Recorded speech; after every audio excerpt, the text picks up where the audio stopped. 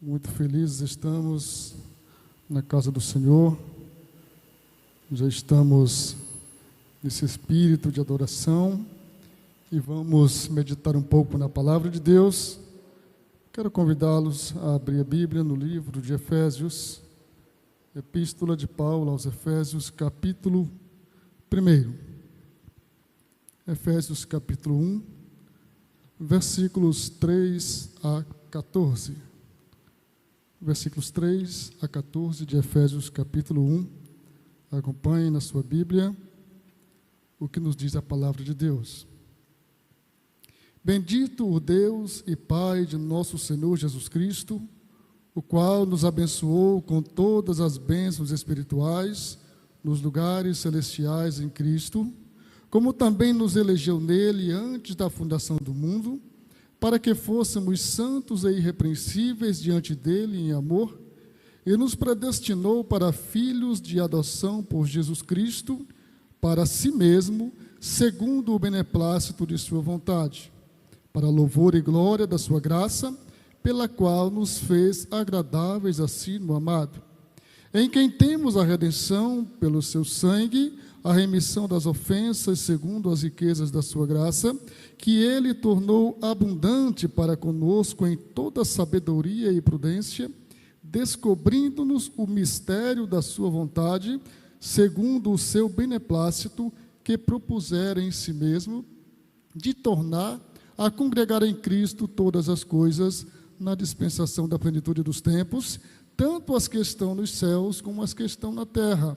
Nele, digo, em quem também fomos feitos herança, havendo sido predestinados conforme o propósito daquele que faz todas as coisas, segundo o conselho da sua vontade, com o fim de sermos para louvor da sua glória, nós, os que primeiro esperamos em Cristo, em quem também vós estáis, depois que ouvistes a palavra da verdade, o evangelho da vossa salvação, e, tendo nele também crido, fostes selados com o Espírito Santo da promessa, o qual é o penhor da nossa herança, para a redenção da possessão de Deus, para louvor da sua glória.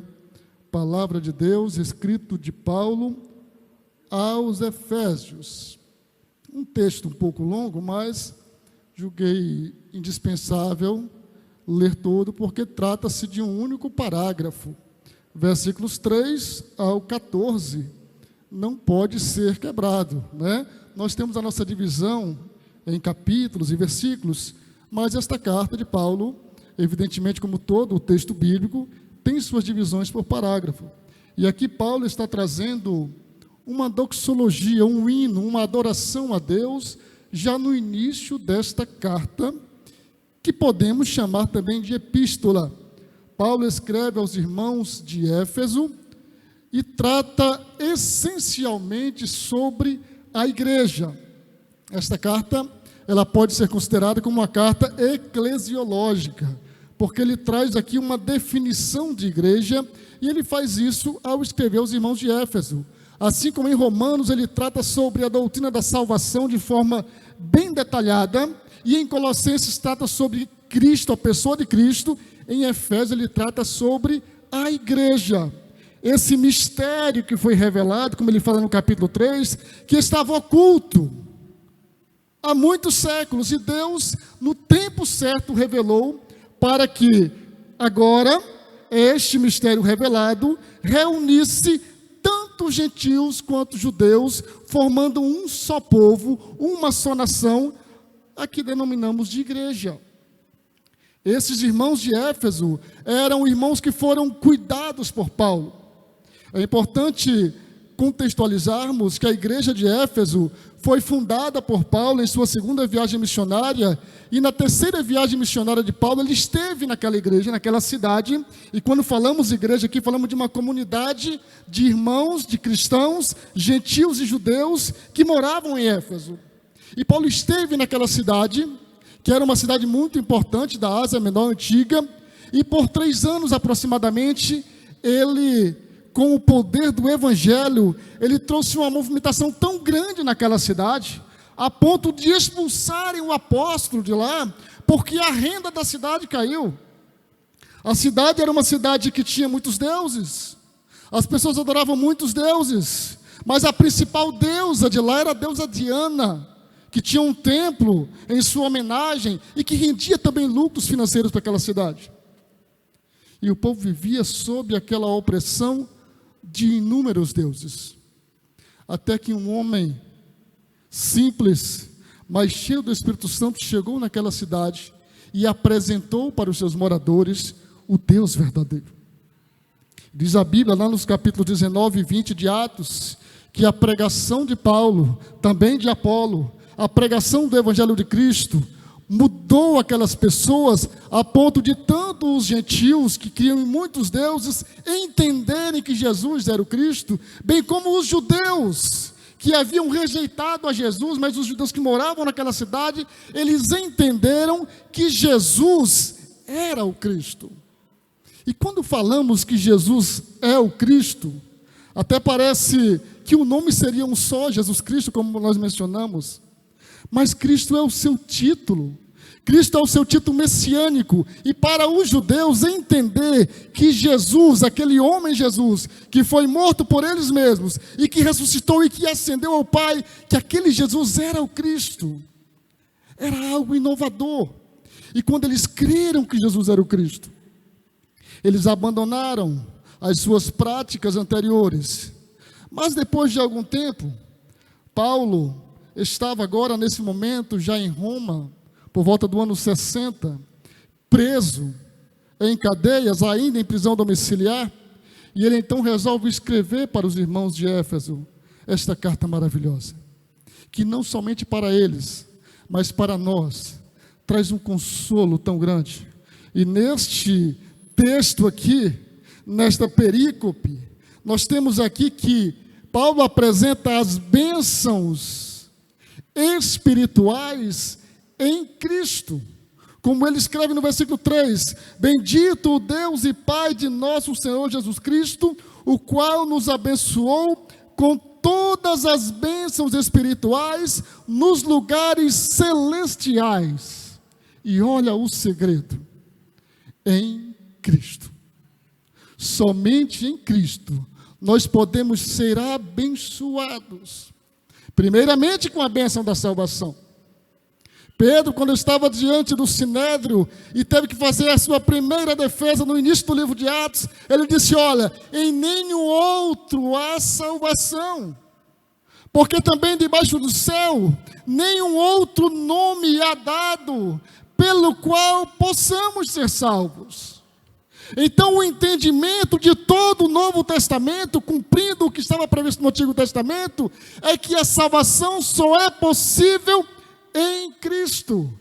E Paulo então nos traz esse ensinamento de que as bênçãos espirituais nos lugares celestiais estão à disposição do crente em Cristo. E ele avança falando sobre a nossa eleição, dizendo que nós fomos eleitos nele antes da fundação do mundo. E a nossa mente limitada tem dificuldade de compreender a profundidade dessa eleição. Como pode Deus ter eleito a mim e a você antes de nascermos? Já é difícil. O salmista escreve que Deus o conhecia quando ele ainda estava informe, no ventre de sua mãe. Quando os seus membros, seus órgãos estavam ainda sendo formados e em desenvolvimento. Isso é maravilhoso. O próprio salmista diz, é uma coisa maravilhosa, grandiosa. Mas Paulo vem aqui e nos fala que a nossa eleição foi ainda bem antes disso. Nos elegeu antes da fundação do mundo, para que fôssemos santos e irrepreensíveis diante dele em amor. A eleição de Deus para nós não foi uma eleição para vivermos fora das bênçãos divinas, mas foi uma eleição para sermos santos e irrepreensíveis diante dele em amor. Hoje nós estudamos pela manhã na escola dominical sobre a disciplina na igreja. E estudamos sobre a santidade, sobre a santificação. E sempre que a palavra de Deus, especialmente no Novo Testamento, nos traz este atributo que nós, enquanto crentes em Cristo, precisamos ter, da santidade, é exatamente a nossa consagração ao Senhor, a nossa separação ao Senhor. Por isso Jesus nos separou para sermos irrepreensíveis.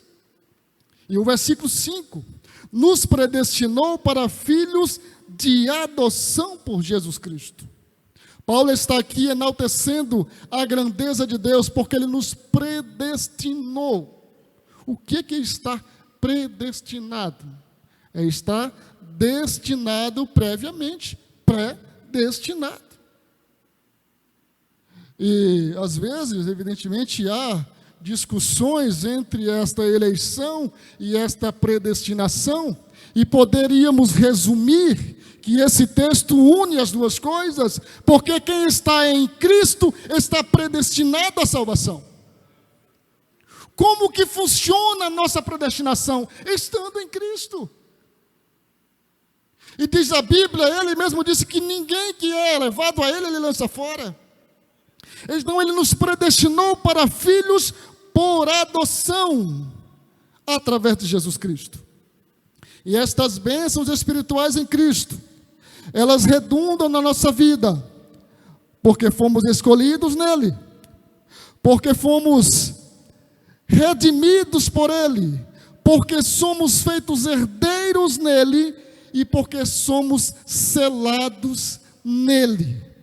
Fomos escolhidos, fomos redimidos, ainda que pecadores éramos, mas o Senhor nos redimiu. Isso tem a ver com redenção, tem a ver com compra de um escravo, tem a ver com a compra do pecador, e Ele nos comprou, e nós passamos a ser propriedade dEle, e ao nos redimir, Ele remiu os nossos pecados. E é interessante porque esta remissão dos nossos pecados foi algo que Ele fez de graça, foi algo que Ele fez para a grandeza da sua glória, porque nós não merecíamos, e todo esforço próprio que intentássemos, jamais nos aproximaria de Deus, a ponto de sermos perdoados a partir dos nossos próprios méritos. Mas Ele nos redimiu e remiu as nossas ofensas, tornando abundante para conosco toda a sua sabedoria e prudência. Em versículo 10, o objetivo de Deus, ao nos redimir em Cristo, é congregar nele todas as coisas na dispensação da plenitude dos tempos, tanto as que estão nos céus, como as que estão na terra.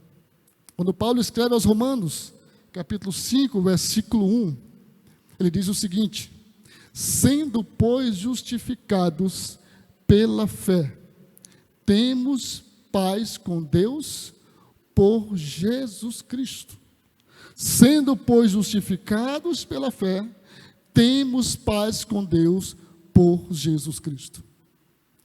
E quando falamos que nós temos paz com Deus, é uma paz verdadeira. Aquilo que nos separava de Deus, o pecado, aquilo que nos tornava inimigos de Deus, quando somos justificados através de Jesus Cristo, esta barreira de separação é quebrada e nós passamos a ser amigos de Deus. Por isso nós somos justificados e temos paz com Deus, podendo chamá-lo de Pai, podendo chamá-lo de Senhor, podendo tê-lo como nosso Deus. E isto só é possível em Cristo, como Paulo escreve aos Efésios. Nele digo, em quem também fomos feitos herança, havendo sido predestinados conforme o propósito daquele que faz todas as coisas segundo o conselho da sua vontade. É bem interessante que neste texto, Paulo enaltece tanto a glória de Deus, quanto a execução da redenção em Jesus Cristo, quanto o selo da promessa do Espírito Santo. Quando Paulo chega em Éfeso, e ele pergunta aos irmãos se eles já haviam recebido o Espírito Santo. E aí houve quem dissesse: nós nem ouvimos falar ainda. nós nem sabemos que exista revestimento de poder pelo Espírito Santo. Nós fomos batizados sim, mas no batismo de João. E Paulo então impõe as mãos sobre eles e eles recebem o Espírito Santo. E aqui nesta carta, parece que Paulo está lembrando para eles que eles receberam o selo da promessa. Versículo 13: em quem também vós estáis, depois que ouvistes a palavra da verdade, o evangelho da vossa salvação, e tendo nele também crido em Cristo, fostes selados com o Espírito Santo da promessa. E eu ouso dizer aqui que aqui não se trata especificamente do batismo com o Espírito Santo, mas da marca que é o Espírito Santo na minha e na sua vida. Quando o Senhor nos comprou, quando o Senhor nos redimiu e remiu a nossa culpa, Ele colocou em mim e você o selo da promessa, que é o Espírito Santo. E no versículo 14 ele chama de o penhor da nossa herança. É como que um carimbo atestando que eu e você somos propriedade de Deus. Que eu e você somos filhos da promessa por meio de Jesus Cristo. E isso está incluído nestas bênçãos espirituais em Cristo. Somente em Cristo nós temos os nossos pecados perdoados. Somente em Cristo nós somos justificados. E essa justificação, ela é exatamente uma declaração de que nós não temos pecado que nos impeça de nos aproximar de Deus. Em nosso entendimento humano, nós até achamos difícil entender, em certo sentido, como que pode uma pessoa como eu, uma pessoa como você, ser declarada justa. E de repente você olha para o seu interior, você faz um exame introspectivo e diz: eu não mereço. E isso é bom. É indispensável que nós tenhamos esse entendimento, esta compreensão de que nós não merecemos.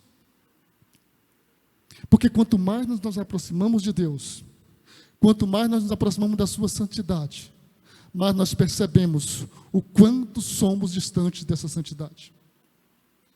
A Bíblia registra o encontro de Isaías com Deus, no capítulo 6 do livro de Isaías.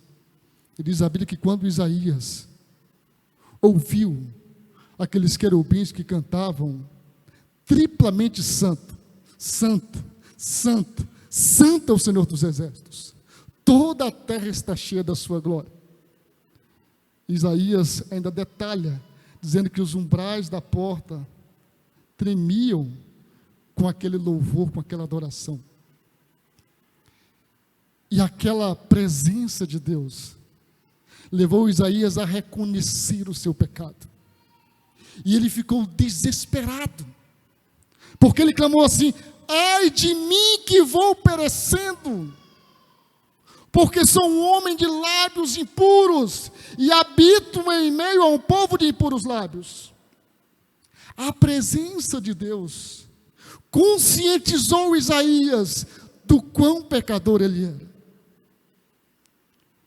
Mas este reconhecimento da nossa pecaminosidade, ele também clama interiormente para nós, que nós precisamos de um Salvador. E diz a Bíblia que Isaías foi tocado, você conhece o texto, e depois que ele foi tocado pelo Senhor, aí agora redimido, ele ouve a Trindade conversando: a quem enviarei? E quem há de ir por nós? Isaías agora redimido diz: eis-me aqui, envia-me a mim.